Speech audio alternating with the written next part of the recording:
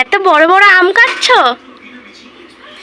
হ্যাঁ, এত বড় বড় আম কাটছি। এগুলো সকালবেলা বাবা পেড়ে দিল গাছের থেকে। এটা এগুলো আমাদের গাছের আম, এগুলো পেড়ে দিল। একটুখানি আচার বানাবো, কেন এই গরমের সময় আচার বানালে পরে একটু খেতে ইচ্ছা করে। আর আমার তো এখন ভীষণই ভালো লাগে আচার খেতে, এই জন্য। আর এগুলো হচ্ছে ইয়ে হয়ে গেছে, আঠি হয়ে গেছে ভিতরে।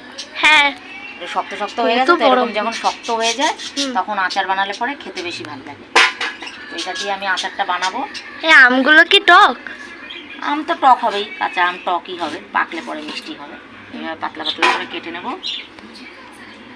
আটি আটি হয়ে গেছে তো, এটা ভালো লাগবে খেতে। পাতলা করে কেটে নিচ্ছি, নিয়ে আচারটা বানাবো।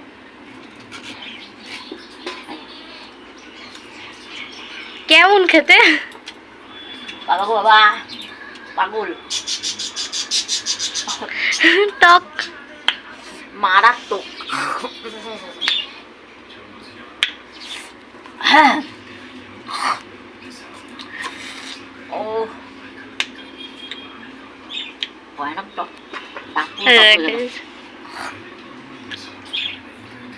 ছাড়িয়ে নেবো। টাটকা তো, টাটকা কষ বেরোচ্ছে। গাছ থেকে পেরে আনা যায় টক। কেমন ঝরছে কষগুলো, ওই দেখো। আর টাটকা জিনিস সবসময় সুস্বাদু হয় খেতে।